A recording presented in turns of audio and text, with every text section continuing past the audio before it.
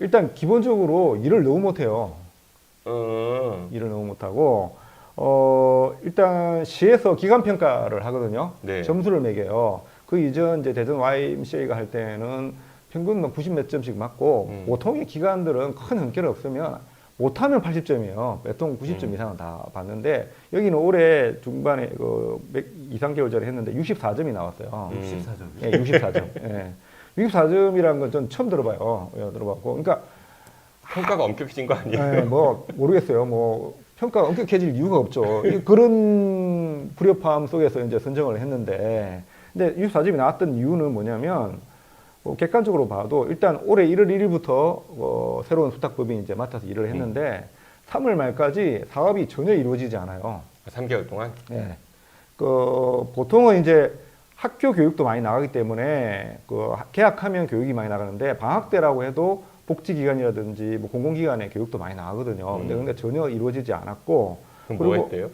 그래서 제가 저는 교육위원이라서 열지 않으려고 하는 교육위원회 연락을 해서 물어봤어요. 그랬더니만 왜 사업이 진행이 되지 않고 있냐 이렇게 물어봤더니만 업무를 파악하는 기간이다. 업무를 파악하는 기간이고 뭐 이런 거기 때문에. 아니 직원들은 그대로일 거 아니에요? 그대로죠. 그대로고. 센터장만 역시 근데 정직하네요. 네. 파악하지. 한국 정기운동본부. 근데 이게요. 이게 좀 황당한 게 이게 원래는 수탁 기간이 3년이었는데 작년에 시의회에서 1년을 줄여버렸어요. 올 연말까지. 그래서 이제 연말 종료하면 끝난다는 거거든요. 3년 기간에 3개월이면 이해가 돼요. 근데 12월까지 12개월 기간에 3개월을 업무 파악을 위해서 아무 일도 안 한다? 말이 안 되는 거죠. 말이 안 되지. 근데 더군다나 또 인권 교육이 들어왔는데 센터장이 다 캔슬을 하면서 아니다 이렇게 못 나간다 이렇게 하면서 다 막았던 거예요 사실은. 그 일을 그러니까 이게 네, 뭐 지금까지 저희가 계속 누차 얘기했지만 정권이 바뀌어서 뭐 예를 들면 그쪽과 좀 친분이 있는 기관이 수탁을 받는 경우가 뭐 여야를 불문하고 있었습니다. 네. 있었다는 거 그거는 뭐 100번 양보해서 그렇다고 하고. 그러니까 문제는 계속 지적하셨지만 최소한 인권에 대한 전문성은 있었어야 되고 수탁 과정에서 기준이라는 게 분명히 있었을 텐데 어떻게 선정됐는지조차 저는 지금 이해가 안 가거든요. 그것도 저희들이 계속 문제 제기를 했어요. 왜냐하면 그동안의 사업 실적이라든지 인권 사업 실적이라든지 이런 게 있기 때문에 될 수가 없잖아요. 제가 말씀드렸지만 그동안 뭐 인성교육에는 인성사업에는 한계 없기 때문에 그 인성사업이라는 것도 한교안 전 총리 불러다가 지난 선거가 부정선거였다. 정직운동본부라니까 그게 정직하게 그런 걸 갖다 홈페이지에 올려놨더라고요. 어쨌든 근데 저희가 문제 제기를 했죠. 심사위원 공개하라. 그다음에 정보공개 청구를 이제 네, 정보 청구하는데 할 수 없고 뭐 이거는 공정했다는 얘기만 계속 반복하고 그래서 저희 이제 비상행동에서는 행정심판 뭐 이런 것도 했는데 다 이게 각하가 되고 그래가지고 지금 안 되고 있는데요. 하여튼 뭐 그렇게 공정하고 그렇게 잘했다고 하면서 점수는 왜 64점 나오면 그래서 왜 이거 1년 만에 이걸 갖다가 폐쇄시키는 건지. 그러니까 점수가 낮아서 폐쇄한다는 거예요? 아니죠. 여기서 이유가 있어요. 이유는 뭐냐? 이거 두 가지예요. 이 두 가지는 뭐냐면 국가인권위원회 대전인권사무소가 있잖아요. 근데 그랑 업무가 겹친다. 그다음에 두 번째는 예산 대비 효용이 크지 않다. 그거예요. 이것도 말이 안 되는 게 국가인권위원회 대전인권사무소도 물론 인권기관이죠. 근데 이제 국가기관이에요. 국가기관이기 때문에 주요 업무는 뭐냐면 국가기관이 개인에게 뭐 인권 침해를 했던 사안에 대해서 조사하고 진정받아서 실태 조사하는 게 거의 주요 업무예요. 10명 직원 중에 8, 9명이 거기 다 하고 있고 여기 대전시 인권센터 같은 교육 홍보 업무는 1명이 하고 있는데 그러니까 아주 미약해요. 그냥 기관에 꼭 해야 되는 인권교육 그 정도만 하고 있지. 이렇게 시민들에게 3, 4천 명씩 인권교육을 한다든지 신문을 낸다든지 이런 건 없어요. 그리고 비용 대비 효율이 적다.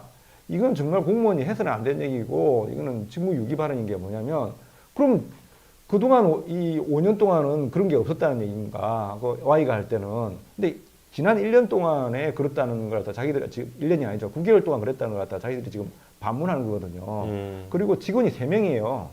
그리고 인건비, 경상비 포함해서 사업비 포함해서 3억 원도 채 안 들어가요.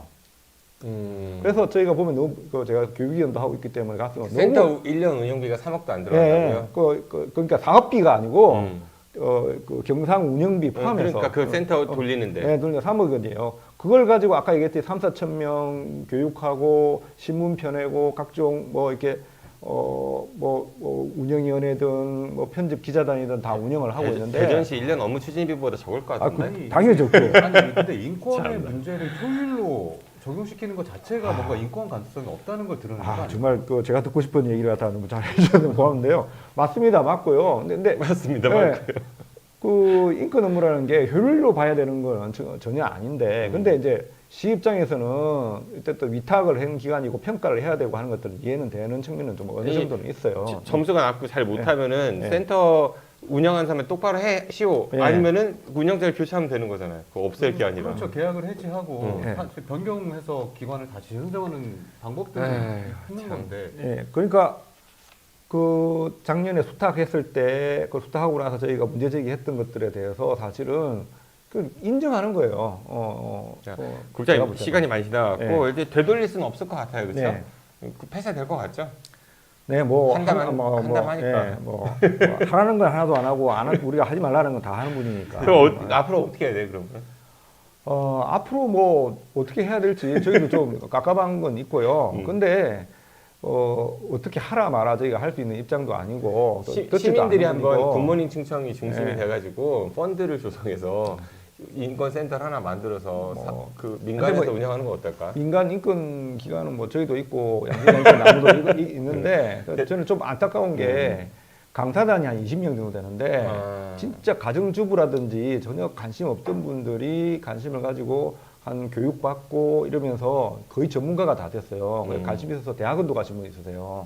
근데 한 20명, 이게 전국적으로 유일한 사례거든요. 강사단 뽑아놓으면 1년 지나면 3명밖에 안 남는데 20명 넘게 계속 꾸준히 활동하는 데는 여기밖에 없어요. 그리고 3명의 상근 직원들.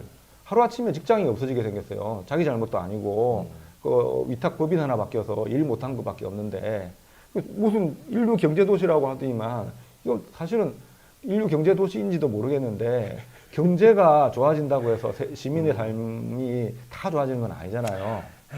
시민 개개인의 삶의 인권이라든지 인권 감수도 저는 좀 보장이 되고 네. 확대돼야 된다고 생각합니다. 알겠습니다.